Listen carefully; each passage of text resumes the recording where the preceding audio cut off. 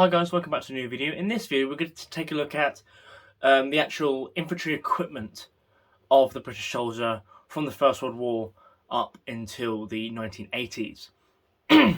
So there will be slight caveats to this as we go through the series, but the first episode we're going to focus on is the infantry equipment of the Great War. So this will predominantly obviously show the 1908 pattern webbed equipment.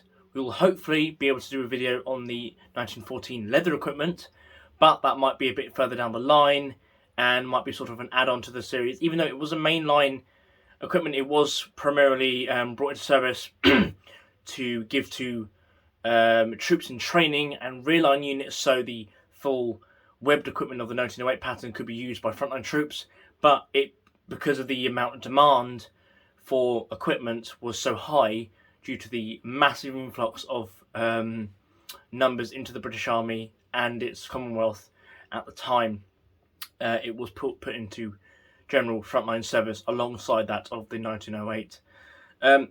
So that might be a video coming in the future. However, as I said, this video will be focusing on the 1908 pattern webbed equipment. Let's get into it. So here we see the 1908 webbed equipment. This is the slightly later version, it being introduced in late 1914. Being that basically 99% of it is exactly the same as it was in the start of the war, but the slight change is the left-hand ammunition pouch is slightly different, with the changing from basically this on all of them to the lower pouches on this side having this different type of fastening mechanism to it, basically as a quick emergency addition to change the equipment due to when a soldier was up against the side of a trench firing his rifle.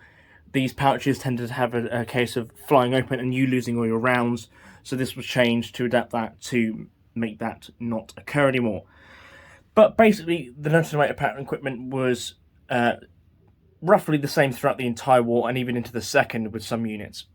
But what it consists of is two 2-inch cross straps, which would come over, attach to the top of the ammunition pouches, go over the back, cross over at the back, and attach to the belt at the bottom. It has a 3-inch wide belt. This one is slightly different. It's just with the manufacture of the reproduction, but a better one will be replacing soon.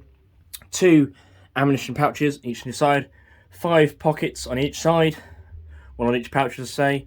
Each would contain 3 5-round charges. So a total of 150 rounds in total for the wearer. Amount of ammunition did fluctuate at certain periods during the war, but the holding capacity was 150 rounds. As I said, a 3-inch belt, 3-inch wide belt. So this end would come through the center and back on itself, so they have that sort of position. Probably a bit of a easier way to explain than that, and much more less dumbed down, but yeah, that's basically what it goes through it and back on itself, really.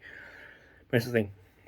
So on the side, we'll go around to the side here, just move the respirator out the gas hammer out of the way. We see the entrenching tool helve and the scabbard for the 1907 bayonet.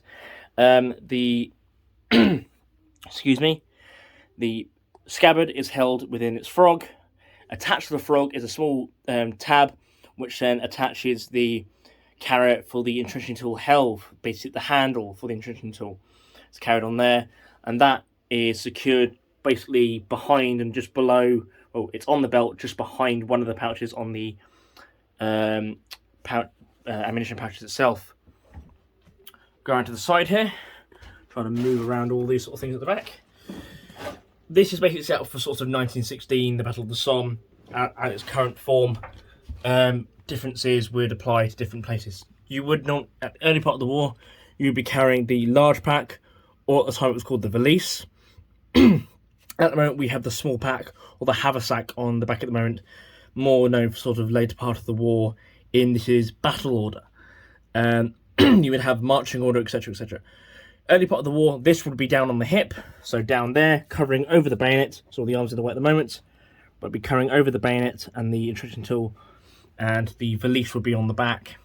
As I said, later on it changed. When you're within your trench, This would not be on your person, it would be basically in your bed space. There's no need to carry it around. It's clunky, it's bulky, gets in the way when you're sitting down, etc., so you wouldn't really be wearing it. Attached to that is the messing equipment, so your mess tin. In there will be your sort of day's ration, your iron ration sometimes. It depended what you were really doing at the time, but normally your iron ration will be there. And the day's spare ration here, sort of, well, the half ration words. Part of the day's rations in here. So in here at the moment is the hardtack biscuits. And as I said, this is more, say, sort of later part of the war, Battle of the Somme, etc. That's come off there. Oh, that's one of the patches. As you can see, it's a bit bowed at the moment just because it's on the mannequin. Below there anyway is the entrenching tool. Well, the head for the entrenching tool is carrier there. Just below the belt there. Very good bit of kit for getting a quick scrape, shell scraping, really. Just to get some cover. These entrenching tools weren't designed for digging trenches. That's why you had large picks or shovels. This is for getting quick cover when under fire. So that's just there, as I showed before. Just move that out of the way. As I said, the haversack, carrying small kit, wash roll, etc. The wash roll normally would be carried in the valise, but as I said, later on in the war that changed. Certain items moved to the haversack. Yeah, and things changed during the war. Let's move around to the other side. Just move the rifle out the way. So we can see like the bayonet on the rifle. Obviously the scabbard you've just seen. So let me just move the arm out the way. We see the water bottle, or the canteen, or many different other words, whatever you think. So we have with the blue enamel and the canteen cover, sorry, I should say carrier, there. Carrying about, I think it's about 2 pints, as far as I'm aware, of water. I can't exactly remember, it might be a pint of water for the soldier. Only to be drunk on orders, really. When you're in the, early part of the war, that's what you'd be using. Generally, later on in the war, when you're in trench warfare, water would come up in basically petrol cans or in basically large mason jars kind of thing. To be drunk there, you wouldn't use the water in your bottle. That was to be filled up at all times and only really for emergencies in that environment, really. That basically covers the covers the equipment as itself. Sorry, I might have mucked up on a few bits, but that's really as we go. But it's generally a rough rundown of what was to be carried, really. As I said, this is set up for sort of 1916, so the valise is not being worn, and some items have changed, like the pouches, etc., as I explained at the start. Other items have been carried, obviously, with this, but that's not in the realm of this video. They might be covered at a later point, and I have covered this in a video on I think the TikTok, I can't really remember. So please go check that out. But that's basically it, really.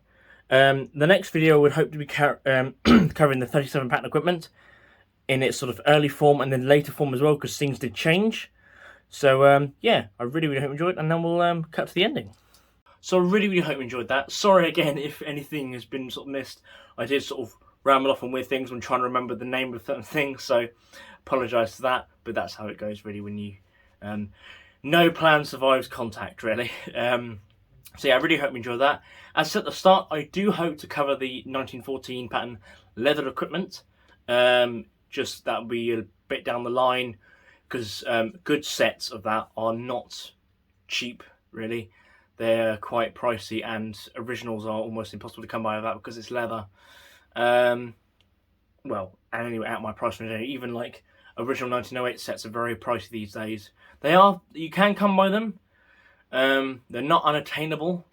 They're not wildly expensive, but they are getting more pricey. Even like pouches and belts are around the £100 mark these days. So, and that's just for that single item alone. So I will be adapting and altering bits on this, and I will cover little attributes of that of the early pattern.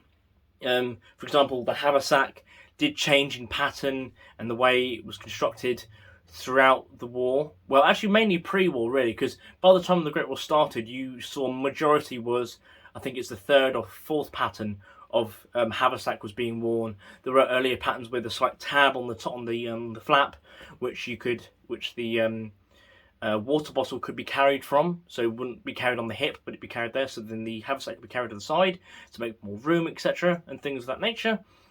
It's just things along that lines, little changes here and there to the design and how it all fastened together, but roughly the same throughout the war. As I said, we'll be covering the 37 pattern equipment in the next video of the early war period. So it does change, and there are different things you need to attain to the early part of the war rather than the later. Obviously, mainly with British. This is really covering just British use. Different things, different nations. Really, the Australians had basically a 1908 pattern equipment, but in leather. Their sort of version of it. Didn't really see much frontline use as far as I'm aware, but it might have. I'm not entirely sure. It depends on photos or evidence really for that. In brown leather or in green. It was very, very odd, very great, but a very not a nice sort of interesting thing I might look into in the future. So again, really, really hope you enjoyed, and I'll see you guys in the next one. Bye guys.